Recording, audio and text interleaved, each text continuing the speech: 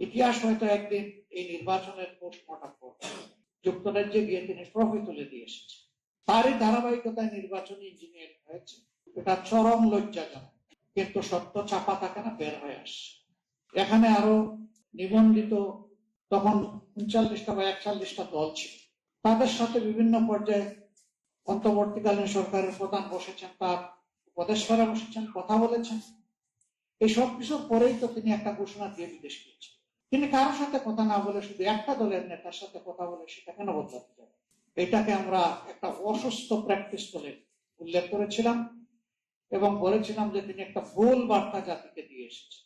তারই ধারাবাহিকতায় নির্বাচনী ইঞ্জিনিয়ারিং হয়েছে। এখন শুধু বিগত ইন্টারিম গভর্নমেন্টের উপদেষ্টাই নয়, বরঞ্চ স্বয়ং সরকারেরই একজন প্রতিমন্ত্রী তিনিও বলে ফেলেছেন। আন্দোলন করেছে ছাত্র যুব সমাজ, আমরাও ছিলাম। তবে প্রফেসর ডক্টর ইউনূস ক্যাপ্টেইনের হাতে যুক্তরাজ্যে গিয়ে তিনি ট্রফি তুলে দিয়ে এসেছেন।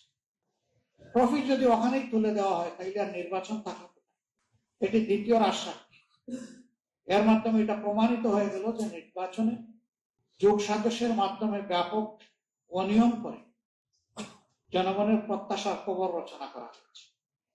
দুটি ভোট একই দিনে একই সাথে অনুষ্ঠিত হয়েছে, দুইটি ব্যালটে, পৃথক ব্যালটে।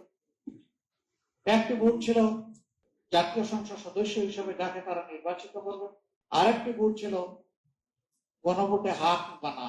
এখানে 4টি সুস্পষ্ট প্রশ্নমালা ছিল। এর ভিত্তিতেই জনগণ তাদের রায় দিয়েছে। দুটি ব্যালটেরই সদ্ব্যবহার হয়েছে। যারা ভোট দিতে এসেছেন তাদের 68% উপরে জনগণ হার পক্ষে ভোট দিয়েছে গণভোটে। আর বিগত সরকারের যে উপদেষ্টা বলেছিলেন যে আমরা তাদেরকে মেইন স্ট্রিম হতে দেইনি, তাদের 168টা হওয়ার কথা ছিল, আমরা 100টা কেটে নিয়েছি, তাদেরকে 68তে আমরা বেঁধে দিই। আপনি দেওয়ার না দেওয়ার কে? Who has given you that power? এটা চরম লজ্জাজনক, কিন্তু সত্য চাপা থাকে না, বের হয়ে আসে। এরপরে তিনি বললেন না, আমরা বর্তমান বিরোধী দলকে মিট করি নাই।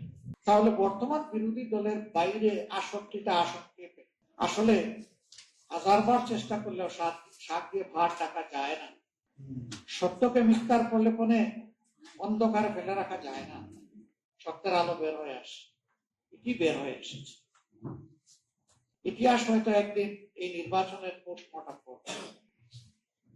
সেদিন আরো চুলচেরা অনেক জিনিস বের হয়ে আসে। তবে আমাদের ঐক্য বাংলাদেশের জনগণের দেশ পরিচালনার দায়িত্বে গেল কি গেল না, এটা আমাদের বড় আফসোসের জায়গা। আমাদের বড় আফসোসের জায়গা জনগণের আকাঙ্ক্ষার যে মৃত্যু হলো। এরপরে কি হলো? দেশে একটা অস্থিতিশীল পরিবেশ আমরা চাইনি তাৎক্ষণিক সৃষ্টি হোক।